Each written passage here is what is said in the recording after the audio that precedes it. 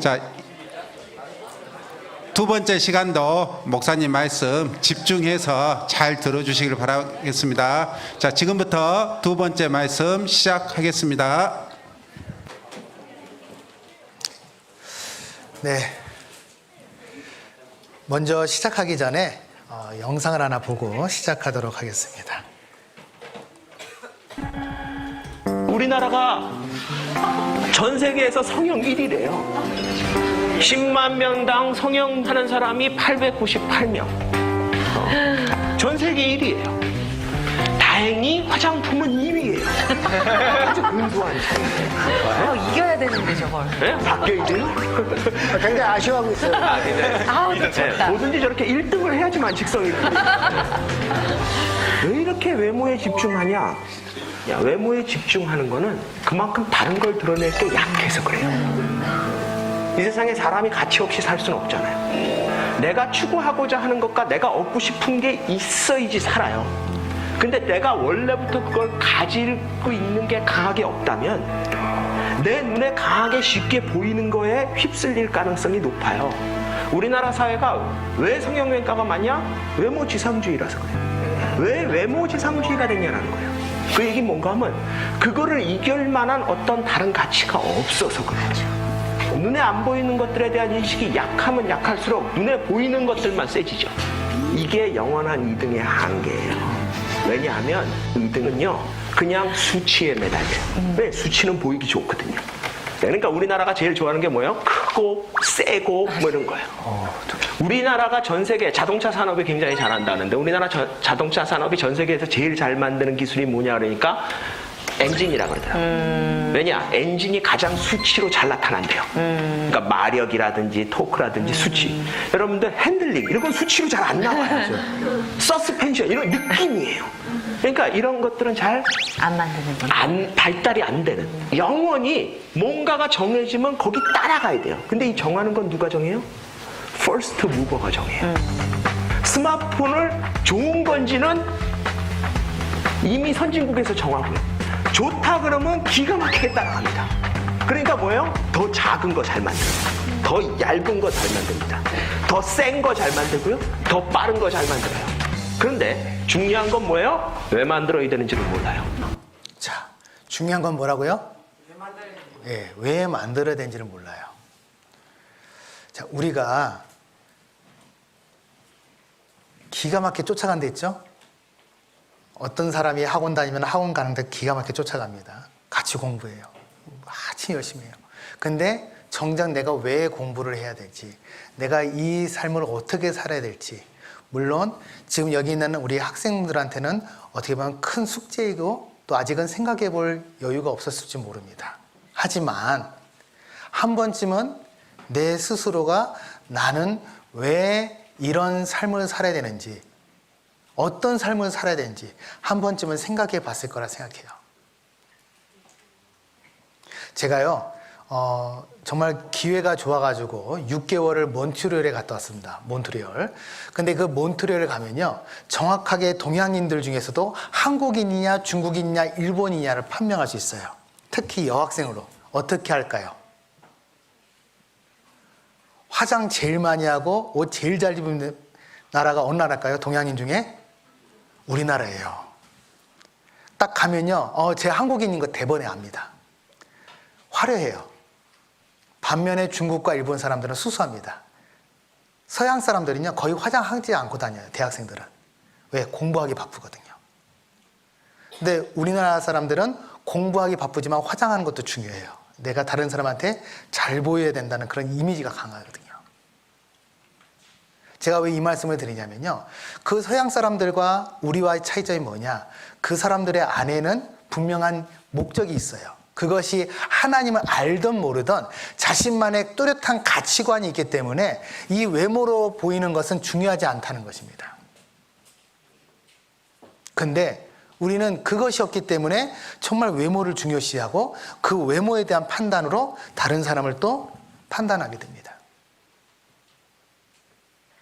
정말 내 안에 무엇이 있는지 우리는 살펴볼 필요가 있어요. 이 시간이 바로 그런 시간입니다.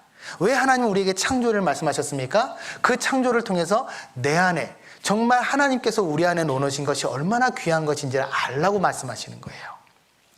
자, 방금 우리는 공룡의 뼈를 봤습니다. 그 공룡의 뼈가 얼마 되지 않았다는 것, 유기물, 혈관이 있다는 것 봤잖아요. 그뿐이 아닙니다. 이제 지금부터 또 볼 것들이 있는데요. 하나님은 식물들을 통해서, 동물들을 통해서도 말씀하신 게 있어요. 자, 창세기 1장 다시 보도록 하겠습니다. 창세기 1장입니다. 창세기 1장 11절부터 보겠습니다. 11절. 하나님이 가라사대 땅은 풀과 씨 맺는 채소와 각기 종류대로 씨 가진 열매 맺는 과목을 내라 하시매 그대로 되어 땅이 풀과 각기 종류대로 씨 맺는 채소와 각기 종류대로 씨 가진 열매 맺는 나무를 내니 하나님이 보시기에 좋았더라. 자, 여기 보시면 공통되는 단어가 있습니다. 바로 종류대로예요. 이 성경 창세기 1장에는요, 종류대로라는 단어가 무려 10번이나 나옵니다. 한 장이 10번이 나와요. 종류대로, 종류대로, 종류대로. 이 종류대로라는 뜻은 뭘까요? 하나님께서 이 세상을, 환경을 만들어 놓으시고 그 환경에 살아갈 수 있는 능력을 각각에게 부여주셨다는 뜻이에요. 그것이 바로 종류대로죠. 어떠한 환경에서든 살아갈 수 있는 능력을 하나님께서 각각에게 부어주셨다는 겁니다. 그러면 그것이 식물뿐만 아니라 동물들, 곤충들에게도 하나님은 그 환경들을, 능력들을 주셨다는 거예요. 자, 그래서 그 능력을 이렇게 주셨다고 합니다. 자, 먼저 여기 꽃들 한번 보겠습니다. 꽃은 유혹에 죄송합니다. 이렇게 봐야 되는데. 자, 꽃 중에 요즘에 많이 피는 꽃이 바로 코스모스입니다. 그렇죠? 들에 나가면 코스모스들이 많은데 이 코스모스란 뜻이 뭡니까? 코스모스가 뭐죠? 영어로? 예, 역시 배운 사람들이랑 달라요. 우주. 자, 왜 코스모스를 우주라고 할까요? 이 안에요, 별이 들어있어요. 자, 이런 별들이 바로 코스모스에 들어있다는 것입니다. 자, 여기도 한번 볼까요? 이렇게 별이 들어있어요. 자, 왜 우주라고 했나? 별들이 들어있거든요. 모양이 다 똑같습니다. 이것이 저절로 만들어질 수는 없다는 거예요. 자, 그뿐이 아닙니다. 이것은 호야꽃이라는 꽃인데 옛날에 우리나라에도 많이 있었던 꽃이라고 합니다. 요즘에는 참 보기가 어려운 꽃 중에 하나인데 이것이 산에 많이 있었거든요. 이런 호야꽃이요, 다양하게 있었어요. 다양한 이런 호야꽃이 있었고, 이건 뭐 닮았어요? 거미 닮았죠? 그래서 거미꽃이라고 합니다. 이건 뭐 닮았습니까? 혹시 우리 학생들은 좀 젊으니까 피카츄 닮았다고 해요. 자, 이렇게. 자, 이거는 뭐 닮았어요? 앵무새 닮았죠? 자, 이거는요, 죄송합니다. 타이거 플라워입니다. 드래곤이 왜 나오는지. 왜 타이거 플라워냐? 이 꽃 안에 호랑이 얼굴이 들어있어요. 이렇게. 자, 그리고 이것은 부엉이 닮았대서 부엉이 꽃입니다. 자, 이런 다양한 꽃들이 있는데, 자, 이거는 뭐냐면요, 금어초라는 꽃이에요. 금어초. 이쁘죠? 근데 이 금어초가 시들면은요, 정말 흉측한 모양으로 바뀝니다. 이렇게 해골 모양으로 바뀌어요. 자, 이렇게 바뀝니다. 이게 바로 금어초예요. 자, 어떻게 꽃이 이 사람 얼굴 같은 모양이 들어있냐 이거예요. 해골 같은 모양. 이게 정말 우연일까요? 자, 이거는 광대꽃이라고 합니다. 이런 광대꽃들이 있어요. 이건 뭐 같아요? 포대기에다가 싸놓은 것 같죠, 아이를? 이것도 뭐냐면요, 서양 난 종류 중에 하나입니다. 꽃이에요.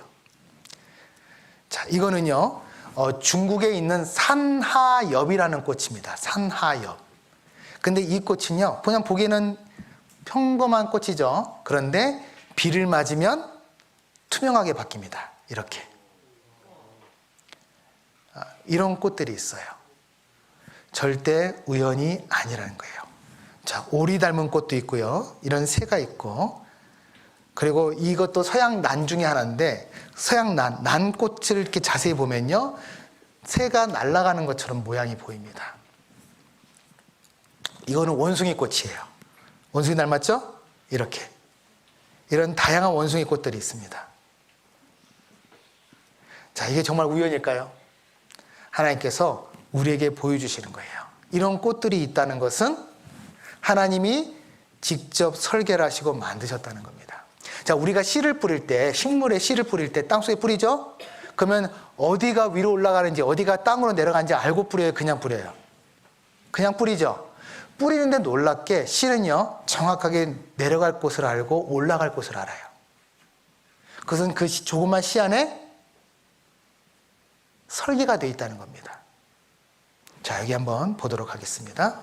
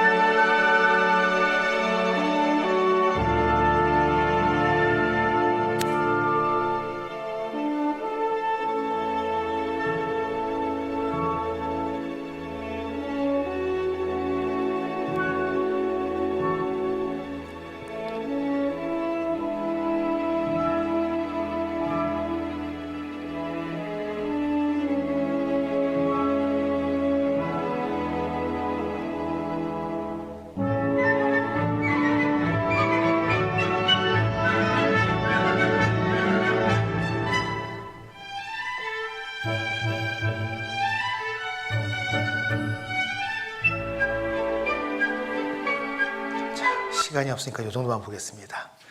자, 식물에 정확하게 설계가 되어 있기 때문에 올라가는 줄기와 내려가는 뿌리가 정확하게 있다는 거예요. 그 조그만 씨에서 큰 나무가 나오고 그 조그만 씨에서 사과가 나오고 배가 나온다는 겁니다. 이것이 어떻게 우연이라는 거예요. 하나님은 분명한 질서와 법칙 가운데 이 자연을 우리에게 펼쳐 보이십니다. 한번 생각해 보겠습니다. 우리가 봄에 먹는 과일이 뭐죠? 보통 딸기, 그죠? 딸기. 이 딸기는 뭐가 많아요? 비타민 C가 많다고 합니다. 우리가 겨우내 부족한 것이 바로 비타민 C거든요. 그러니까 이 비타민 C를 보충해서 활기 있게 우리가 봄을 이겨낼 수 있도록 하나님께서는 과일을 이 딸기와 같은 비타민 C가 풍부한 과일을 씁니다. 여름에 우리가 땀을 많이 흘립니다. 그렇기 때문에 여름에 많이 먹는 과일, 나는 과일이 뭐예요? 수박, 참외, 또 메론, 또 뭐가 있어요? 제가 생각이 안 나는데 넘어갑시다. 이런 것들이 있죠. 대부분 다 물이 많은 과일입니다. 그리고 가을에는 보관하기 좋은 과일들이에요. 배, 감, 밤, 사과. 그리고 겨울에는 그런 것들 말려서 먹을 수 있잖아요. 하나님은 그 모든 것들을 우리 사람을 위해서 맞춰 놓으셨어요. 각기 종류대로 살아갈 수 있도록 그 환경에 능력을 주셨을 뿐만 아니라 모든 것들을 사람에게 맞춰 놓으셨습니다. 동물 또한 마찬가지입니다. 창세기 1장 21절입니다. 자, 창세기 1장 21절. 하나님이 큰 물고기와 물에서 번성하여 움직이는 모든 생물을 그 종류대로 날개 있는 모든 새를 그 종류대로 창조하시니 하나님이 보시기에 좋았더라. 여기도 종류대로랬죠. 하나님은 종류대로 만드셨습니다. 새도 종류대로, 물고기도 종류대로 많은 동물들을 그 종류대로 만드셨어요. 그 중에 제가 몇 가지만 좀 보려고 하는데요. 자, 여기 혹시 딱총새우 아십니까? 딱총새우. 바다에 있는 새우인데 이 조그만 새우가요, 소리가 엄청 큽니다. 탁! 집게를 물면 소리가 탁 쏘는데 그래서 딱총새우인데 이 집게를 물 때 여기서 나오는 열이 무려 4,400도예요. 태양이 약 5,000도가 넘습니다. 근데 4,000도 이상의 열이 나와요. 그뿐이 아닙니다. 이 딱 소리가 약 200데시벨이래요. 200데시벨 하면 잘 감이 안 오시죠? 바로 비행장 옆에서 비행기 뜰 때 확 하고 소리 나죠? 그 소리보다 더 큰 게 200데시벨이에요. 그러니까 이 소리를 맞거나 그 파장을 맞으면 죽거나 기절한대요. 자, 딱총새우를 한번 보도록 하겠습니다.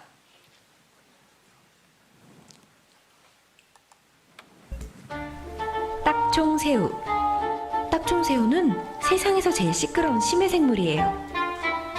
이 딱총새우는 자신의 집게를 열고 닫으면서 소총 소리와 비슷한 소리를 내 상대에게 치명타를 입힐 수 있어요. 딱총새우가 큰 집게발을 세게 닫으면 순간적으로 물이 분사돼 기포방울이 생겨요.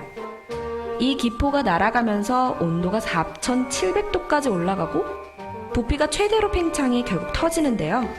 이때 강력한 충격파인 딱총 소리가 만들어지는 거예요. 4,700도 이상의 온도는 거의 태양의 표면 온도 5,500도와 비슷한 온도래요.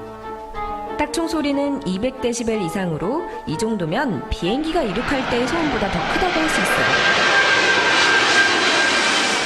딱총새우가 내뿜은 고온의 기포와 충격파를 맞은 동물은 순간적으로 기절하거나 죽게 되죠. 자, 이런 새우가 있는지 모르셨죠? 우리 새우 먹기만 했지.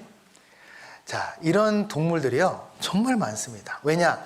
그 환경에 살아갈 수 있도록 능력을 줬거든요. 보잘것없는 애들도 무기가 필요하다는 거예요. 자, 그뿐이 아닙니다.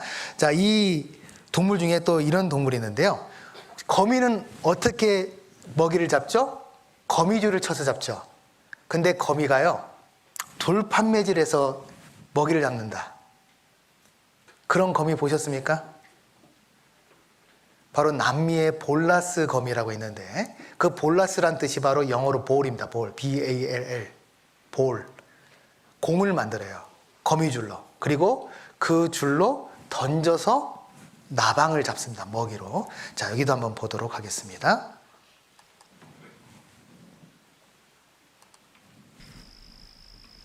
위장을 풀고 움직이기 시작하는 것이다.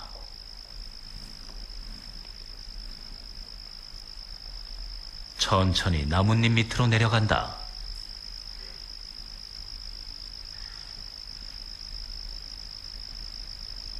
그리곤 가로로 실을 뽑아 거기 매달린다. 그런 다음엔 실돌기에서 뒷다리를 이용해 굵은 실 하나를 뽑아낸다.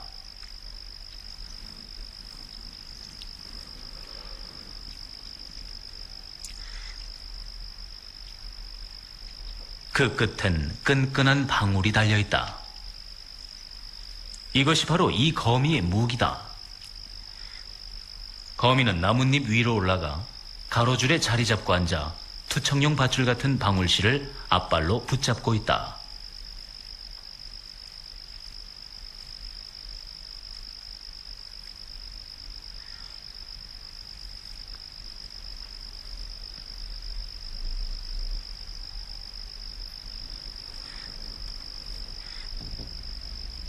다가오는 나방에 던져보지만 놓치고 만다. 거미는 나방을 다시 한번 유혹하기로 한다. 페로몬을 분비하는 것이다. 이 거미는 특이하게 나방의 종류에 따라 다른 향을 만들어낸다. 나방에겐 뿌리칠 수 없는 유혹인 것이다. 결국 나방이 돌아온다. 이번엔 놓치지 않는다. 자, 보십시오. 생각해 보겠습니다. 어떻게 나방의 종류에 따라 나방이 좋아하는 향을 내요. 페로몬이라는 향을 냅니다. 이게 저절로일까요? 우연히 진화돼서 만들어졌을까요? 자, 그뿐이 아닙니다. 우리나라의 매미는요, 7년이라는 세월을 땅속에서 애벌레로 삽니다. 그런데 무려 14년 동안 세상에서 가장 길게 애벌레로 사는 동물이, 곤충이 있는데 그 곤충이 바로 북극나방이에요. 자, 이 북극나방은요, 무려 14년을 지내야 돼요. 문제는 북극나방입니다. 어디서 살아야 될까요? 그럼 북극은 보통 영하 몇 도까지 내려갑니까? 30도 이상 내려가요. 자, 30도, 영하 30도 경험해본 사람이 여기 아무도 없을 거예요. 저는 경험을 했습니다. 3번. 몬트리올에 제가 있을 때 있잖아요. 자, 이 겨울이 얼마나 추운지 몰라요. 그 30도라는 겨울이. 그런데 그 30도 이상 내려가면 이 애벌레는 다 어떻게 될까요? 얼어 죽어야 되죠. 말 그대로 얼어 죽습니다. 문제는 봄이 되면 다시 태어나요. 다시 살아납니다. 그것이 정말 우연일까요?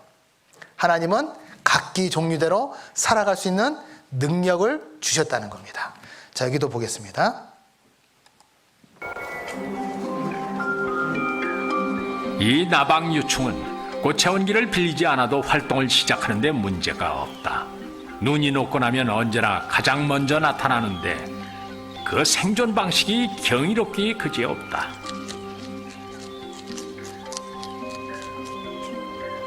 봄이 시작되면 유충들은 최대한 부지런히 먹이를 먹는다.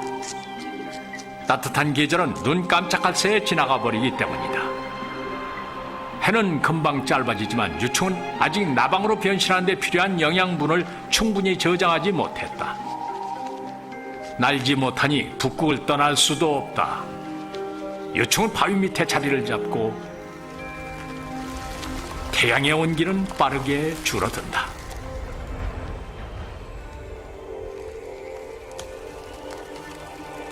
바위 밑에서 바람은 피할 수 있지만 땅속 깊이 파고드는 한기는 어쩔 수가 없다.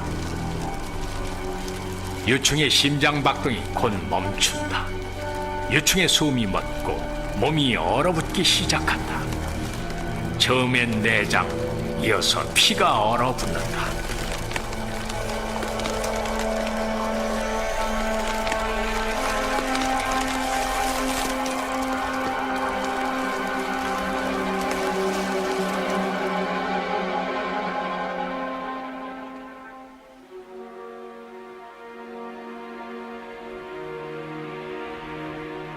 봄. 넉 달간 계속된 긴 어둠 끝에 북극이 녹기 시작한다. 나방유충도 다시 살아난다.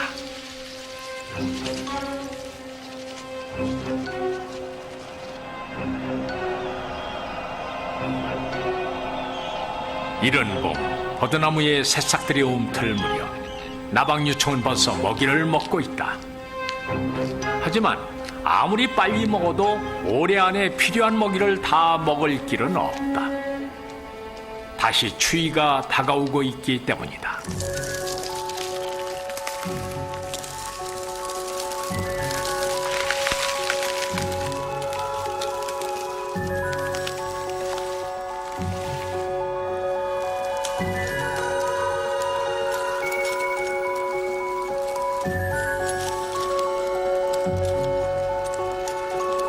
해마다 가을이면 나방유충은 활동을 멈추고 단단히 얼어붙는다.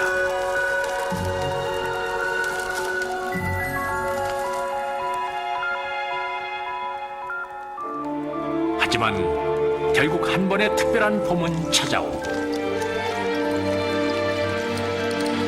이 봄이 유충의 마지막 봄이 된다.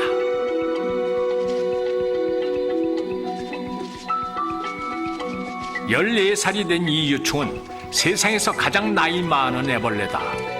서둘러 고치를 만들기 위해서 정신없이 바삐 움직인다.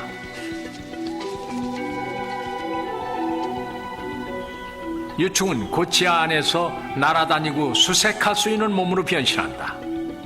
앞으로 살아가는 데 꼭 필요한 능력이다. 나방유충은 이번 봄을 10년 넘게 기다렸고 이제는 거의 때가 왔다. 14년에 걸쳐 준비를 마친 나방들이 북극 전역에서 모습을 드러낸다. 자, 14년을 죽었다가 살아났다 반복할 수 있다.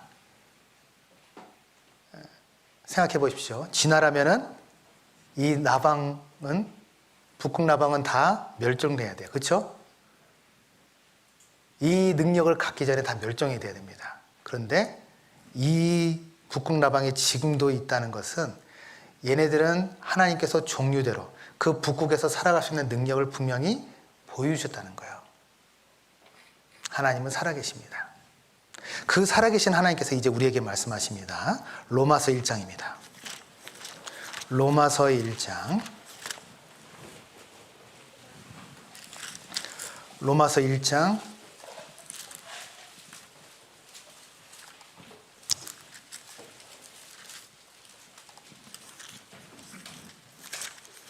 로마서 1장 19절입니다. 로마서 1장 19절.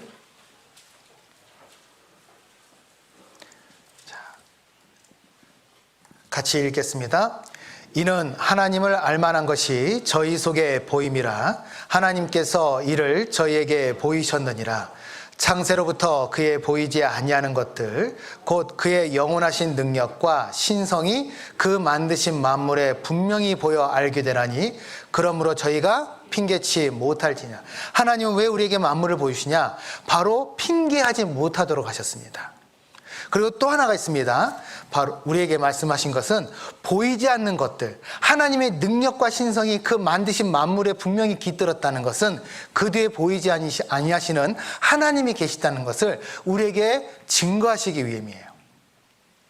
하나님은 우리 눈에 보이지 않으시지만 만물 가운데 분명히 살아계십니다. 그리고 우리에게 말씀하시는 거예요. 너희가 핑계치 못할지니라. 자, 우리가 핑계할 것이 있습니까? 없어요. 하나님은 정말 살아계시고 이 만물을 통해서 우리에게 말씀하시는 거예요. 저 따라 한번 해보십시오. 너희는 눈을 높이 들어 누가 이 모든 것을 창조하였나 보라. 자, 눈을 높이 들으라는 것은 두 가지 의미가 있습니다. 첫 번째는요, 이 땅보다 어디가 더 넓어요? 하늘이 더 넓죠. 하늘이 넓은 것처럼 우리 마음을 넓히라는 뜻이에요. 편견을 버리라고 했습니다. 우리 마음에 있는 편견을 버리고 하나님 정말 살아계신지 우리 마음을 넓혀서 알아보자는 거예요. 두 번째는 우리가 땅의 것만 추구하지 말자는 겁니다. 먹고 사는 거 중요해요. 공부하는 거 중요합니다. 우리 학생들 열심히 해야 돼요. 그런데 더 중요한 게 뭡니까? 내가 가야 할 곳, 정말 내가 어디로 가야 되는지 정확하게 아는 것이 더 중요해요. 하나님은 그렇기 때문에 여러분에게 이 성경을 통해서 하나님께서 우리에게 더욱더 큰 사랑, 우리가 가야 될 곳을 말씀하시는 거예요. 우리가 어디로 가야 될지 정말 생각해 봤으면 좋겠습니다. 하나님은 우리에게 핑계치 못하게 했었습니다. 그리고 우리에게 분명히 보이셨어요. 자, 세상 만물을요, 우리가 보는데 한번 보겠습니다. 개나 동물이나 그런 많은 짐승들은 세상 만물을 보면서 어떤 생각을 할까요? 야, 정말 세상 좋네. 내가 살기 좋은 세상이네. 이런 생각할까요? 동물들은요, 딱 두 가지입니다. 먹을 것과 먹지 못할 거예요. 동물들은요, 두 가지 외에는 없어요. 근데 왜 하나님은 이 만물을 정말 다양하게 해놓냐요. 자, 가을에 가면은 많은 단풍이 물들어 있죠. 그 단풍 든 산을 볼 때마다 어떻습니까? 아름답다 생각하잖아요. 봄, 여름, 가을, 겨울의 산이 다 달라요. 하나님은 왜 그런 다양한 색깔의 산들을 우리에게 보여주시냐는 겁니다. 그것은 우리 눈에만 그런 것들이 보여요. 하나님은 이 세상을 우리 눈에 가장 아름답게 만들어 놓으셨습니다. 즉, 우리 인간이 이 세상의 주인공이기 때문에 그래요. 자, 여기 한번 보도록 하겠습니다.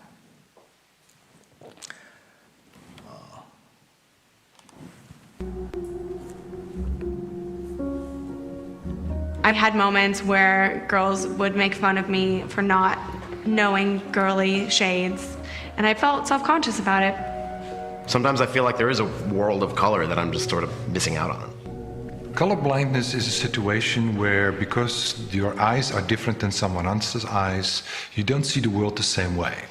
Commonly, red and green don't look different but look the same. So if there's a kind of a color filter, kind of glasses that would separate colors, they suddenly can see red and green. There's nothing wrong with the wiring. The problem exists in the eye with the photopigments. So Valspar is working with us at Enchroma to bring color to everyone. We developed these glasses to enable colorblind people to see color for the first time in their lives.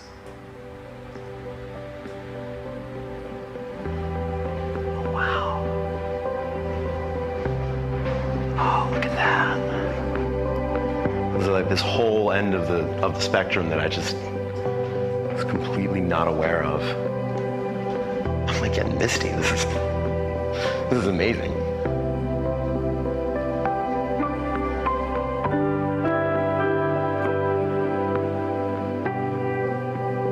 I've never been able to see this one. And I just want to cry a little bit. I never realized like how much I was affected by the fact that I can't see the world like the way that other people see the world.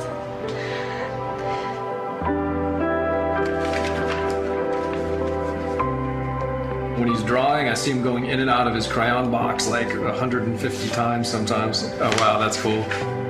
And now I kind of know why. There's a lot more colors here. All these things that are intentional in life, I never caught on to.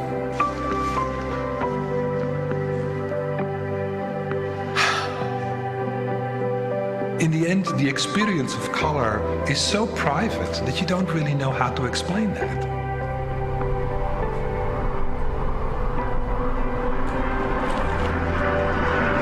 So is that what you guys see every day? Yeah? Yeah, just everything's flatter. Everything's... 자, 우리한테는 평범하게 보이는 이 색깔이 어떤 사람에게는 정말 값지다는 겁니다. 내가 가지고 있는 눈으로 만물을 아름답게 볼 수 있는 것, 그것 또한 하나님께서 주신 거예요. 자, 왜 하나님은 세상을 아름답게 했냐? 바로 우리 인간이 중심이기 때문에 그렇습니다. 하나님은 우리를 하나님의 사랑하는 짝으로 만드셨습니다. 그리고 우리 안에 영혼을 넣어놓으셨어요. 하나님은 우리에게 그 영혼을 넣어놓으시고 우리 인생에 대한 말씀을 하시는 겁니다. 자, 여기 한번 보시도록 하겠습니다. 근데 너는 공부를 왜 해? 공부? 시험 잘 보려고 하지. 시험은 잘 보려고 해? 당연히 좋은 대학 가려고. 좋은 대학은 왜 가? 좋은 직장을 얻기 위해서지. 좋은 직장을 왜 얻는데? 바보냐? 좋은 직장을 얻어야 돈을 많이 벌 거 아니야. 돈은 왜 많이 벌어야 하는데? 아, 정말 돈을 많이 벌어야 나중에 애들 학원비 될 거 아니야. 애가 지금 벌써 애 낳고 학원비 될 생각을 하고 있습니다. 학원비는 왜 되냐고. 학원을 보냐 애들이 공부를 하잖아. 그러니까 공부는 왜 하냐고. 싸웁니다. 자, 한번 여러분께 여쭤볼게요. 그 다음에 왜 삽니까? 왜 살아요? 생각 안 해보고 살죠. 예. 자, 혹시 G.O.D라는 그룹 아세요? 우리 때, 저 때 유명했던 그룹이에요. 제 청년 때. 자, 근데 이 G.O.D라는 그룹에 길이라는 노래가 있더라고요. 저는 이 노래를 잘 모르는데, 그래서 노래를 불러드리고 싶지만 불러드릴 수가 없습니다. 2001년도에 나왔어요. 여러분들이 태어나기도 전에 나왔던 노래인데, 근데 이 길이라는 노래의 가사가 참 의미가 깊더라고요. 자, 여기를 한번 보겠습니다. 내가 가는 이 길이 어디로 가는지, 어디로 날 데리고 가는지, 그곳은 어딘지 알 수 없지만 오늘도 나는 걸어가고 있네. 사람들은 길이 다 정해져 있는지 아니면은 자기가 자신의 길을 만들어 가는지 알 수 없지만 또 이렇게 또 걸어가네. 나는 무엇을 꿈꾸는가? 그건 누굴 위한 꿈일까? 그 꿈을 이루면 난 웃을 수 있을까? 정말 우리가 어떤 길을 가느냐가 중요하죠. 그래서 하나님은 우리에게 말씀하신 게 있어요. 인생에서 중요한 것은 뭐라고 되어 있습니까? 속도가 아니라 방향이에요. 내가 어느 방향으로 가느냐가 중요해요. 자, 우리 특히 학생들이 동경하는 사람들이 바로 아이돌일 겁니다. 아이돌의 브로마이드도 갖다 놓고 아이돌 사진도 보시면서 저 때도 있었거든요. 저는 옛날에 막 책받침도 만들어서 갖고 다녔던 그런 기억이 있습니다. 아마 여기 계신 여러분도 그런 기억들이 있을 거예요. 자, 그런데 그 아이돌의 삶이 결코 쉽지가 않습니다. 많은 인기와 돈을 가지고 있음에도 그 아이돌들이요, 많은 정신적인 병을 가지고 있어요. 자, 여기 한번 보겠습니다. 최근 공황장애로 활동을 중단한 가수 강다니엘. 걸그룹 우주소녀의 다원도 병원에서 불안장애 진단을 받아 활동을 일시 중지했습니다. 보이그룹 스트레이키즈의 멤버 한도 간헐적 불안 증세를 보이며 치료를 받았습니다. 모두 극심한 심리적 고통을 호소하고 있습니다. 극심한 경쟁 속에서 매일매일 스트레스를 받으면서 일정 정도의 성취를 내야만 하는 그런 압박에 시달려서 그 아이돌이 됩니다. 이런 상황은 마음속에 큰 병을 계속 키워나가는 그런 과정에 불과하기 때문에 아이돌 스타들의 불안정한 심리 상태는 연습생 시절부터 비롯되는 경우가 많습니다. 보통 중고등학생부터 연습생을 시작하는데 공문 한 장이면 학교는 얼마든지 빠질 수 있어 수업을 제대로 받은 연습생은 거의 없는 실정입니다. 짧게는 2년, 길게는 8년 이상 사회성을 기를 수 있는 학교 생활이 배제된 채 과도한 경쟁에 내몰리며 연습생 생활을 하다 보니 고통을 호소하는 청소년들이 늘고 있습니다. 2013년부터 한국콘텐츠진흥원이 진행하고 있는 아이돌 연습생 심리상담은 한 해 100명 안팎으로 상담 신청 횟수가 꾸준히 늘고 있습니다. 자, 이렇게 아이돌이 되는 게 결코 쉽지는 않습니다. 그것을 위해서 끊임없이 노력하는데 그 노력을 해서 얻은 인기와 많은 돈도 마음의 병을 치료할 수가 없어요. 실제로 행복이라는 것을 물어봤는데 그 행복에 대한 답을 못해요. 인기와 돈을 얻은 많은 그런 연예인들이 실제로 행복이라는 단어에 답을 못합니다. 자, 정말 나는 행복하냐는 거죠. 네. 하나, 둘, 셋. 직원 배우고요. 네, 이름은 소지섭입니다. 네, 박진혜이고요. 카메라 앞에서 연기하고 있습니다.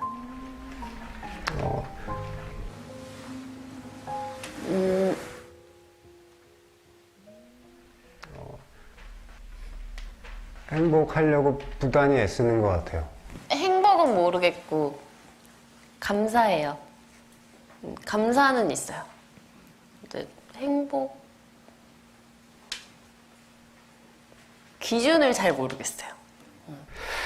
조금 네. 이렇게 쉽사리 대답은 잘 못하겠는 거? 나 갑자기 막 눈물 나. 나의 힘듦을 누군가한테 얘기하기가 미안했어요. 나 말고도 내 친구들도 일하면서 각자 힘든 일들이 또 많을 텐데 그러다 보니까 그냥 혼자 생각하고 혼자 그냥 막 삭히고 행복하세요 물어보고 내가 행복해 하고 싶어요라고 사람들이 말을 하잖아요. 그럼 내가 불안한 것 같아서 저도 행복해지려고 노력은 하고 있어요. 자, 언젠가부터 그는 행복해지려 노력한다고 대답하게 되었다라고 했어요. 자, 이 사람들은 많은 인기와 그리고 많은 부를 얻었습니다. 근데 그것이 행복에 다가가는 것은 아니라는 거예요. 자, 우리는 정말 행복을 어디서 얻어야 될까요? 신명기 10장입니다. 신명기 10장.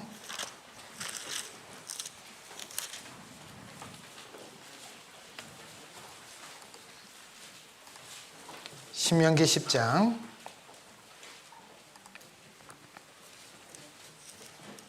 13절입니다. 신명기 10장 13절. 신명기 10장 13절 찾으셨으면 같이 읽겠습니다. 내가 오늘날 내 행복을 위하여 내게 명하는 여호와의 명령과 규례를 지킬 것이 아니냐. 자, 저기 한번 보십시오. 내가, 하나님께서 말씀하시는 겁니다. 오늘날 너의 행복이에요, 나의 행복이에요? 정확하게 보셔야 돼요. 너의 행복이에요, 나의 행복이에요? 너의 행복이에요. 하나님은 우리의 행복을 위해서 우리에게 하나님의 말씀을 주셨다는 거예요. 그렇기 때문에 우리는 하나님의 말씀을 잘 들으면은 뭘 얻을 수 있다? 행복을 얻을 수 있답니다. 하나님은 우리에게 행복을 주시기 위해서 이 성경을 주신 겁니다. 나의 행복을 위해서 하나님께서 이 성경을 주셨어요. 그렇기 때문에 우리는 그 인생의 길을 정확하게 알아봐야 됩니다. 우리의 길을 모르면, 하나님께서는 분명히 목적을 두셨다고 하는데 우리의 길을 모르면 안 된다는 거예요. 무엇보다 우리는요, 우리 안에 하나님의 형상이 들어있습니다. 그것이 바로 영혼이거든요. 하나님은 우리에게 영혼을 넣어주셨댔어요. 자, 여호와 하나님이 흙으로 사람을 지으시고 생기를 그 코에 불어넣으시니 사람이 생명이 된지라 했습니다. 자, 하나님은 우리 안에 하나님의 영혼을 넣어놓으셨다고 했어요. 하나님의 형상을 넣으시고 이것이 영혼이라고 말씀하십니다. 자, 사람을 흙의 티끌로 창조하셨다고 하는데, 자, 이게 잘못됐네요. 보겠습니다. 자, 여기 보시면은 닮았어요, 안 닮았어요? 닮았죠? 닮았습니까? 저도 제 아들하고 같이 있으면요, 다들 똑같이 말씀하시더라고요. 어쩌면 그렇게 네 아빠랑 닮았냐. 자, 그러면은 하나님은 우리 안에 하나님의 형상을 넣어놓으셨대요. 그게 어디 있습니까? 우리 마음속에 있어요. 하나님의 영혼, 그 형상을 우리 안에 마음에다가 영혼을 넣어놓으셨다고 하십니다. 그럼 한번 여쭤보겠습니다. 물어볼게요. 하나님은 그럼 우리의 어디를 가장 많이 보실까요? 그렇죠. 우리 마음을 보신다는 거예요. 왜? 하나님의 형상이 우리 마음에 있기 때문에 우리 마음을 가장 많이 보십니다. 내가 어떤 마음을 가지고 있는지, 어떤 행동을 하고 있는지 하나님은 우리 마음을 통해서 보고 계세요. 그 하나님께서 우리에게 말씀하십니다. 같이 읽겠습니다. 빨간색만 읽어볼게요. 시작. 나는 여호와 보시기에 존귀한 자라. 그렇기 때문에 하나님은 나를 정말 귀하게 여기신다는 겁니다. 하나님은 우리 안에 영과 혼과 몸을 넣어놓으셨다고 했어요. 자, 그래서 영혼이 있다는 증거는 영원히 살고 싶은 마음이 있고 하나님을 찾는 마음이 있고 그리고 우리 마음에 선악을 분별하는 양심이 있습니다. 우리는요, 특히 나이 드신 분들 보면요, 이런 말씀 많이 하시죠. 아이고, 늙었으니까 빨리 죽어야지. 근데 막상요, 정말 아프시면 어디 가십니까? 병원 가요. 왜냐? 우리는 오래 살고 싶은 마음이 있어요. 그게 바로 영원히 살고 싶은 마음이 있거든요. 그리고 하나님을 찾는 마음은 언제냐? 내가 정말 간절히 힘들고 어려울 때, 찾고 싶은 마음이 있을 때. 예를 들어 이런 거죠. 시험 공부는 많이 못했는데 시험은 쳐야 돼. 그때 하나님 계시다면 제가 아는 범위에서 시험 문제 다 나오게 해주세요. 그런 기도 해본 적 없어요? 저는 그런 기도 해봤거든요. 결국은 점수가 별로 형편없이 나오더라고요. 자, 그런 마음 우리 안에도 있죠.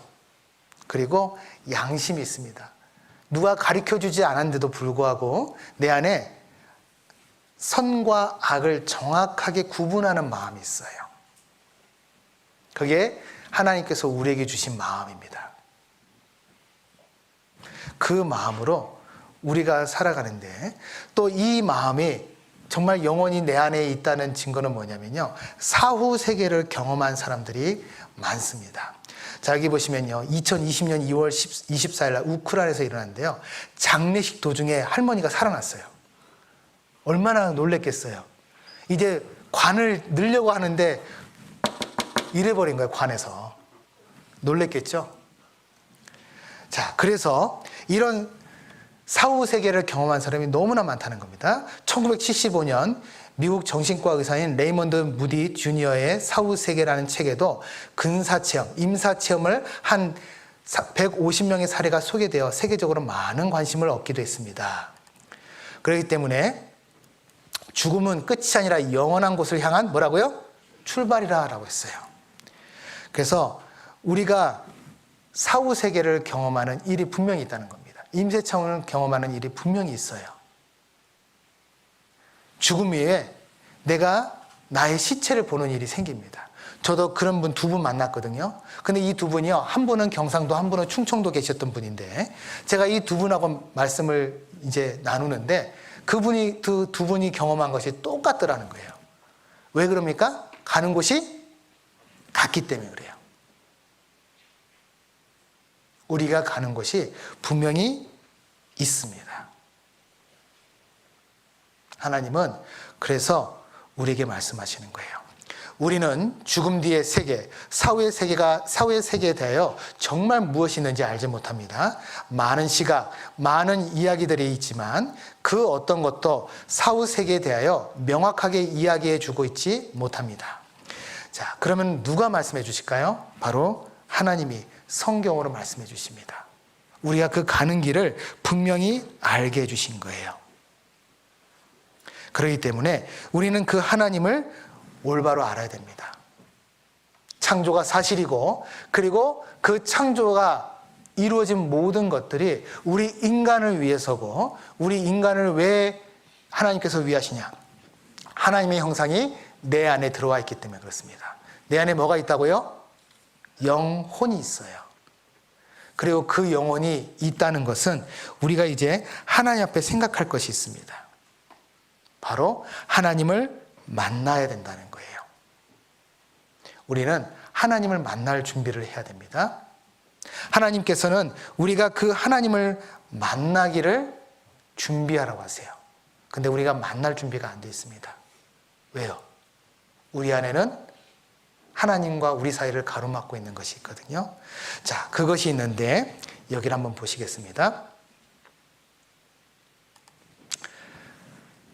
인류 역사의 시작 에덴 동산. 하나님께서 동방의 에덴에 동산을 창설하셨습니다.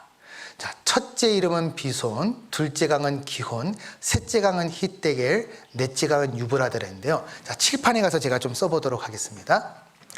이제 두 번째 우리가 좀 볼게요. 역사에 대해서 보려고 합니다. 이제 내일 계속 역사에 대해서 말씀을 드릴 건데, 자, 이 역사는요, 하나님께서 분명히 말씀하신 게 있어요.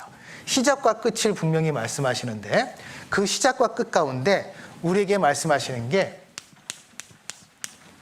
지명을 말씀하십니다. 뭘 말씀하신다고요? 지명. 이 지명이란 건 뭘 말하니까? 산, 뭐 들, 강, 바다, 뭐 이런 것들이 지명이죠. 이런 지명들을 말씀하시고 그 지명을 따라가 보라고 그래요. 그리고 그곳에 성경과 똑같이 돼 있다면 이것은 뭡니까? 사실이라는 거죠. 우리는 그 사실을 뭘로 통해 할 수 있냐? 고고학이라는 것을 통해 할 수 있는 것입니다. 하나님은 그래서 우리에게 고고학을 통해서 사실을 빨고, 그 사실이 하나님께서 역사를 통해서 하나님이 계시는 것을 우리에게 분명히 알게 하신다는 거예요. 우리는 그래서 이 역사의 시작 에덴 동산을 이제 살펴보도록 합니다. 자, 그런데 여기서 보시면은 셋째 강과 넷째 강이 말하고 있습니다. 셋째 강의 이름은 뭐라고 했습니까? 히데겔. 넷째 강은 유브라데랬죠. 이 히데겔은 영어 성경에 보면 티그리스, 유브라데는 유프라테스라고 되어 있어요.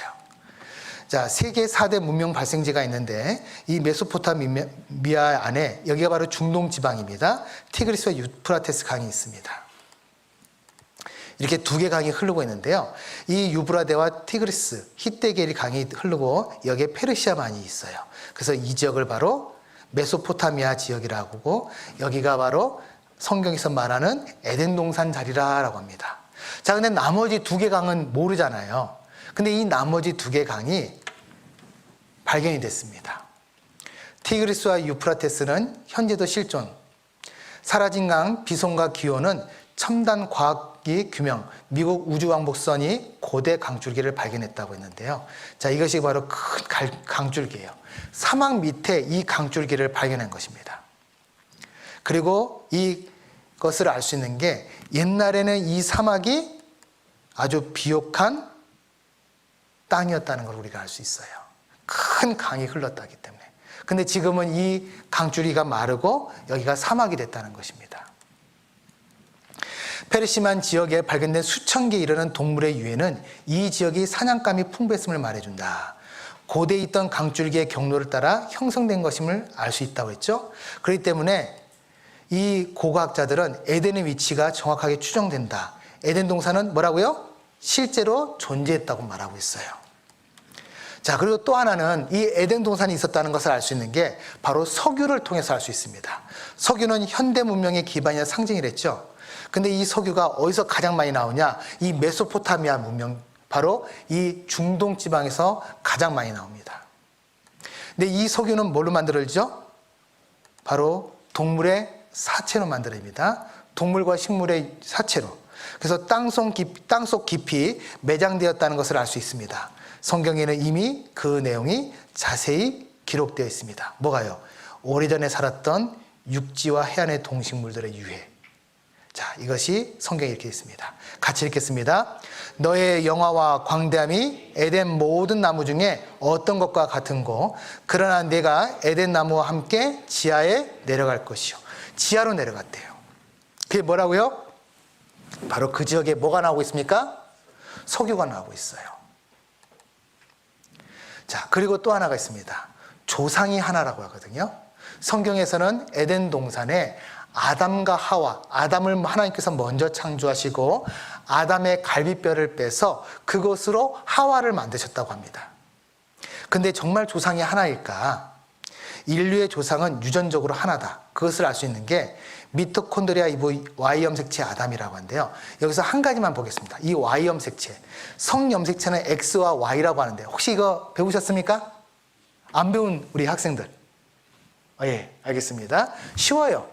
남자는 XY, 여자는 XX입니다. 이게 염색체인데 이 성염색체가요. 남자가 먼저 나와야 XX가 만들어질 수 있어요. 왜냐? 남자는 X도 있고 Y도 있죠? 근데 여자가 먼저 나오면은 XX이기 때문에 남자를 만들 수가 없다는 겁니다. 이해되시죠? 근데 이 X, 한 남자와 한 여자만 있으면 XY와 XX가 있기 때문에 남자, 여자를 다 만들 수 있어요. 그뿐이 아닙니다. 혈액형도 A, B, O 안에 다 들어있죠? 그죠? 그 A, B, O 안에 A와 AB형도, B와 O형도 나오잖아요. 그러니까 이 A, B, O가 있다는 것은 한 남자, 한 여자면 모든 게 다 된다는 거예요. 자, 아담도 실제로 있었다. 그건 어떻게 할 수 있냐? X염색체. 이 X염색체는 다음 세대로 이어 붙여진 채로 되지만 Y염색체는 그대로 다음 세대에게 이어진다는 거예요. 그러니까 이 Y염색체를 역으로 추적을 했습니다. 과학자들이. 왜냐하면 공통된 Y염색체를 발견했거든요. 그 Y염색체를 역추적했더니 한 남자로 연결이 됐다는 것입니다. 자, 여기를 한번 보겠습니다. 태초에 하나님이 천지를 창조하시고 가라사대 우리의 형상대로 사람이 되라 하셨다. 성서에서는 그를 아담이라 했고 우리 모두의 조상이라고 했다. 그래서 유전학적 아담을 찾아보기로 했다. DNA에 들어있는 작은 단서가 지구상에 살고 있는 모든 남자들과 인류의 공통조상인 한 남자를 연결하고 있다. 그래서 과학적, 유전학적으로 증명된 아담을 찾아보기로 했다. 지구상에 존재하는 모든 인간에게 DNA를 제공한 최초의 인류. 북극의 이누이족, 아마존의 아메리카 인디언, 사막의 유목민과 월스트리트의 사업가가 정말 같은 핏줄일까? 내셔널 지오그래픽 소속의 유전학자 스펜서 웰즈가 아담을 찾는 작업을 지휘하기로 했다. 한편 파테섬의 그 남자에게서 나온 Y염색체는 마지막 단서를 제공하고 있었다. 이 Y염색체를 전 세계에서 채취한 수천 명의 염색체와 비교했다. 그 결과 엄청난 사실을 발견했다. 꼭 모든 Y염색체에 존재하고 있으며 현재 전 세계 모든 남자들에게 있는 변종을 찾아낸 것이다. 우리가 찾고 있던 공통의 변종이었다. 우리는 DNA 추적을 통해 나무의 뿌리에 도달할 수 있었다. 모든 가지가 한 남자, 한 Y염색체와 연결돼 있었다. 자, 과학자들이 밝혀냈습니다. 한 남자로 연결됐다. 그러면 우리 조상은 한 사람 맞습니까? 맞아요. 그리고 그 아담을 통해서 갈빗대 하나를 취해서 살로 대신 채웠다는데 이 갈빗대는 우리에게도 의학적으로 중요한 게 있는데요. 24개의 갈비뼈가 우리에게 있습니다. 그러면 남자에게서 갈비뼈 하나 뺐으면 남자는 23개일까요? 갈비뼈가 24개거든요.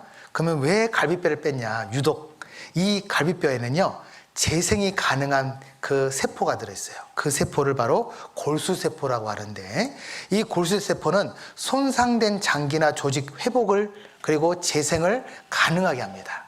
근데 이 골수세포가 있는 것이 두개골, 흉골, 척추, 골반, 갈비뼈거든요. 생각해 보십시오. 두개골 빼면 뺄 수 있을까요? 안 되겠죠. 흉골은요? 척추는요? 빼면 안 되잖아요. 골반은요? 유일하게 뺄 수 있는 곳 어디예요? 갈비뼈입니다. 갈비뼈는 24개 있으니까 하나 빼고 하나 치우면 되잖아요. 하나님은 갈비뼈를 통해서 이 인간을 만들었어요. 우리 여자들을 만들었어요. 자, 그런데 이것이 우리에게 중요한 의미가 있습니다. 하나님과 우리 사이에 바로 사탄이 있는데요. 그 사탄이 하나님의 말씀을 어기게 했어요. 아담에게 하나님의 말씀을 어기게 한 것이 있습니다. 다 같이 창세기 2장을 보도록 하겠습니다. 창세기 2장입니다. 창세기 2장